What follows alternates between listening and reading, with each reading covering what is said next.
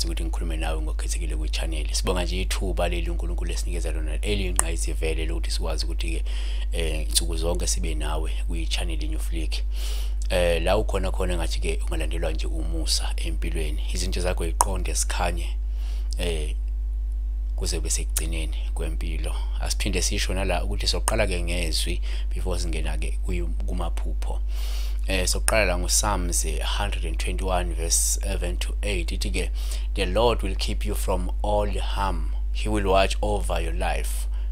The Lord will watch over your coming and going, both now and forevermore. Kodwa masibheka ke ngolikaMageba amahubo 121 verse 7 to 8 ifundeka kanje, uJehova ke uyakukulondoloza kukho konke okubi, uyakukuqapha ukuphila kwakho, inkosi iyakuqaphela ukufika kwakho nokuphuma kwakho kusukela manje kuze kube phakade. So isona ke isithembiso lesi sisitholayo namhlanje na uNkulunkulu asiveza la ingaye ke la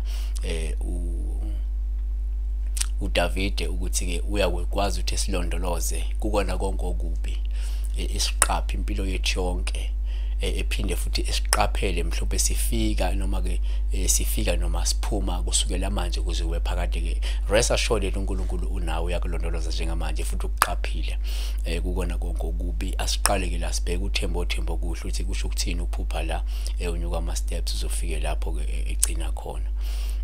Sizosho nje ukuthi uma uphupha ukhuphuka amastebhisi uphawu lolu ngokuvamile olubaluhle nosuke lubika la udumo nomusa mhlawumbe ongase ke ufumane ngemva kokubhekana mhlawumbe nezingqinamba nempumelelo engempumelelo empilweni yakho, yabona. Futhi uma uphupha ukhuphuka idebhisi kuvamile ukuthi kube uphawu oluhle umuzi wafika phezulu nolusho ukuthi kungenzeka usuthatha isinyathelo sokuqala uhambo olibheke phambili lokufeza izifiso nezinhlelo zakho empilweni. Futhi ngingasho ukuthi mhlawumbe uzophumelela ezinhlelweni zakho oyiqalile uma ukuthi uzowafika phezulu. Kanti kugogo ngwekazi uthi ke afrayo pasta ayafana inabilisiwe ukuluma ngamaqanda la uthi uphupha mhlawumbe ubona amaqanda. Sike sakuveza ngaphambilini ukuthi uphupha amaqanda, yes, kusho kungabika isimo senhlanhla, isimo seyingane njalo njalo, isimo sempumelelo ngabanayo, yabona. Sasiphinde sikhuluma futhi ngamaqanda aboiliwe nawo sabala sabeka. Kodwa kufuna ukwazi ukuthi uma uphupha ubona amaqanda athosiwe, amaqanda athosiwe, yes, nakhona kuyahluka, kuyenzeka umunye aphupha amaqanda athosiwe, amaqanda athosiwe kube uphawu oluhle nje lolu osuke lubika mhlawumbe ubunzima nezinkinga ngasabhekane nazo, kepha azondlula kuzona ngokusheshsha lowo muntu lo, yabona. Noma uma uphupha uthusela amaqanda la uthothi mhlawumbe kuba uphawu losuke lukuvezela ukuthi mhlawumbe kungahle kugcwaliseke noma kufezeke inhlelo zakho, kepha ngemuva kokuthi mhlawumbe ube nokuzilungiselela waphinde wasebenza ngokusikhandla kuphela, yayibona. Okusho ukuthi wona ikhona impumelelo kodwa eyoza ngokuthi kube nomfutho oyowufaka noma ukusikhandla okuthile ofuna ukufake bese ke kulandela impumelelo, yabona.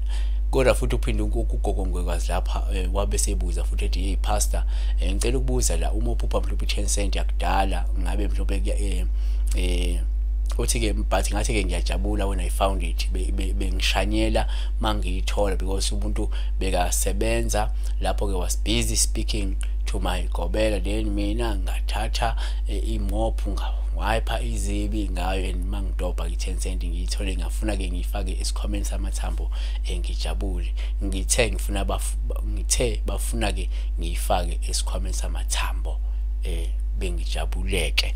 So into esingayibalulela ukuthi into yokuqala uma uphupha uthola le mali noma uhlamvu lwemali endala, lolu uphawu oluhle noluvama ukusho impumelelo enkulu ezayo empilweni yakho, yabona. Kanti singaphetha ngokuthi sithi uma uphupha uthola uhlamvu lwemali endala kungaba uphawu oluhle nosuku lubika ukuthi uzokwazi ukufeza izifiso zakho noma isifiso sakho sakudala maduzane ngenxa ke mhlawumbe yokungenelela kwethongo lakho noma ke kukaNkulunkulu empilweni. Noma singayibeka sithi uma uphupha uthola uhlamvu lwemali endala kungaba uphawu oluhle osuke lubika ukuthi thokola themba amathunzi asayewukela, okusho ukuthi kungenzeka sekuzolunga empilweni ngenxa ye-intervention from uNkulunkulu ongasenhla noma yethongo lakho. Yabona, siyabonga kakhulu. uNkulunkulu ekusikelele, uNkulunkulu ekubusise.